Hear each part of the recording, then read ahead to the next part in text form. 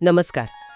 भारतीय अध्यात्म आणि संत परंपरेत ना सद्गुरूंना एक खूप म्हणजे खूप विशेष स्थान आहे. हो, अगदी. आज आपण ह्याच संकल्पनेवर थोडं सविस्तर बोलणार आहोत. म्हणजे एका लेखनाच्या आधारावर सद्गुरूंचे हे महत्त्व नेमकं कशामुळे आहे हे आपल्याला आज जरा समजून घ्यायचंय. बरोबर. आणि सुरुवात तर त्या प्रसिद्ध श्लोकानेच करायला हवी, नाही का? हो. कोणता? गुरुर ब्रह्मा गुरुर विष्णू गुरुर्देवो महेश्वरा गुरुः साक्षात परब्रह्म तस्मै श्री गुरवे नमः. हा, बरोबर. यात गुरूंना त्रिदेव आणि इतकंच नाही तर साक्षात परब्रह्म मानलंय. इथेच त्यांचं महत्त्व स्पष्ट होतं, नाही का? खरंय, अगदी. तर मग पहिला मुद्दा घेऊया. सद्गुरू हे ज्ञानाचा उगम कसे आहेत, म्हणजे नेमकं काय करतात ते? हे बघा, हे फक्त माहिती देणं नाहीये. सद्गुरू काय करतात तर अविद्या म्हणजे आपलं जे अज्ञान आहे स्वतःबद्दलचं. अच्छा, म्हणजे अज्ञानाचा अंधार दूर करणं असं जे म्हणतात ते हेच. अगदी अगदी तेच. पण हा मार्ग तर म्हणजे अध्यात्माचा मार्ग खूप अवघड असतो म्हणतात. त्यात आव्हानं भरपूर असतात. मग इथे सद्गुरू काय करतात? बरोबर. इथे त्यांची भूमिका एका कुशल आध्यात्मिक वाटाड्यासारखी असते. वाटाड्या? हो. म्हणजे बघा, मोह आहे, अहंकार आहे, आसक्ती असे अनेक अडथळे येतात या मार्गावर. हो, येतात. सद्गुरू मग शिष्याला या सगळ्यातून सांभाळून नेतात. त्याला स्वतःच्या आत बघायला शिकवतात. मी कोण आहे याचं उत्तर शोधायला मदत करतात. म्हणजे मग असं म्हणायचं का की सद्गुरू हेच ईश्वर प्राप्तीकडे किंवा मोक्षाकडे घेऊन जातात, त्यांच्याशिवाय शक्य नाहीये? अनेक परंपरा तर हेच मानतात. हो का? सद्गुरू हे साधक आणि ईश्वर यांच्यामधला एक महत्त्वाचा दुवा आहेत असं समजलं जातं. त्यांचं मार्गदर्शन, त्यांची कृपा याशिवाय आत्म्याची खरी ओळख होणं किंवा ज्याला आपण मोक्ष म्हणतो ते मिळणं कठीण आहे असं सांगितलं जातं.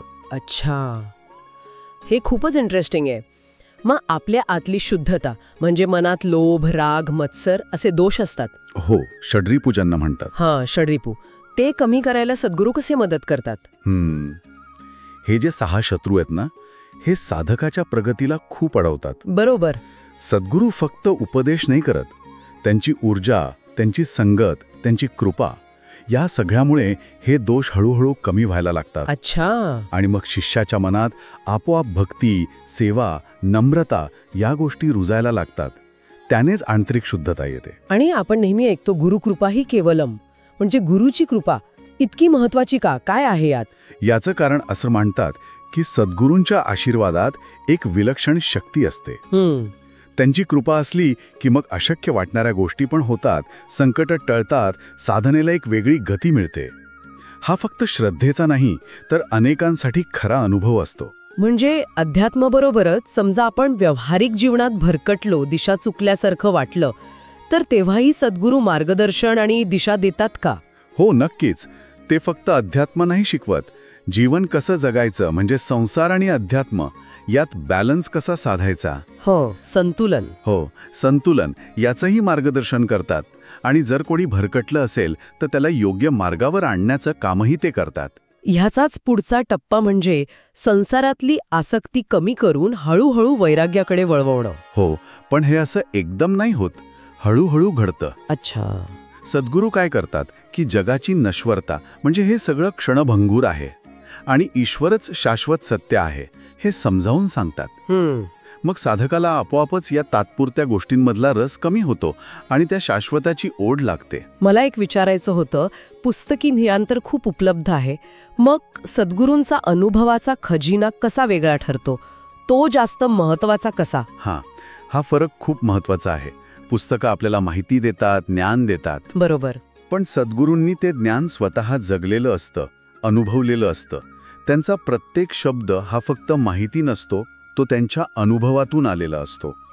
त्यामुळे त्यांचं मार्गदर्शन प्रत्यक्ष आयुष्यात लागू पडतं, ते जास्त प्रभावी ठरतं. आपल्या संस्कृतीत तर गुरु शिष्य परंपरेची खूप छान उदाहरणं आहेत, नाही का? हो, अगदी. लगेच आठवतात बघा. कृष्ण अर्जुन, रामकृष्ण परमहंस आणि स्वामी विवेकानंद, समर्थ रामदास आणि शिवाजी महाराज. बरोबर. यातून काय दिसतं की सद्गुरूंच्या प्रेरणेने फक्त वैयक्तिक नाही तर सामाजिक, अगदी राष्ट्रीय पातळीवर किती मोठं काम उभं राहू शकतं. आणि मग शेवटचा मुद्दा, अनेक संत तर असं म्हणतात की गुरु आणि ईश्वर एकरूपच आहेत, असं का? याचं कारण असं की शिष्यासाठी सद्गुरू हेच ईश्वराचं प्रत्यक्ष सगुण रूप असतात. म्हणजे त्यांच्यामधूनच ईश्वराचं अस्तित्व, त्याचं प्रेम, त्याची शक्ती अनुभवता येते असा अनेकांचा ठाम विश्वास असतो. ते मार्गदर्शक आहेत, संरक्षक आहेत आणि ईश्वरापर्यंत पोहोचायला मदत करणारे एक माध्यम आहेत. त्यांच्याशिवाय खरी शांती, समाधान आणि स्वतःची ओळख मिळणं फार कठीण आहे. अगदी बरोबर. आणि म्हणूनच त्यांच्यावर पूर्ण निष्ठा ठेवणं आणि त्यांनी जो मार्ग दाखवलाय त्यावर चालण्याचा प्रयत्न करणं हे साधकांसाठी खूप महत्त्वाचं मानलं गेलं आहे. आजची ही चर्चा खरंच खूप माहितीपूर्ण होती. आपण इथे थांबूया, पण जाता जाता श्रोत्यांसाठी एक विचार मनात येतोय. आजचं जग कसं आहे जिथे आपण स्वावलंबनावर म्हणजे स्वतःवर अवलंबून राहण्यावर खूप भर देतो. तर मग अशा काळात आत्मसाक्षात्कारासाठी किंवा आंतरिक विकासासाठी कुणा बाहेरच्या मार्गदर्शकाची म्हणजे सद्गुरूंची गरज आहे, या कल्पनेकडे आपण कसं बघू शकतो? काय वाटतं? विचार करण्यासारखा प्रश्न आहे. नक्कीच विचार करण्यासारखा आहे.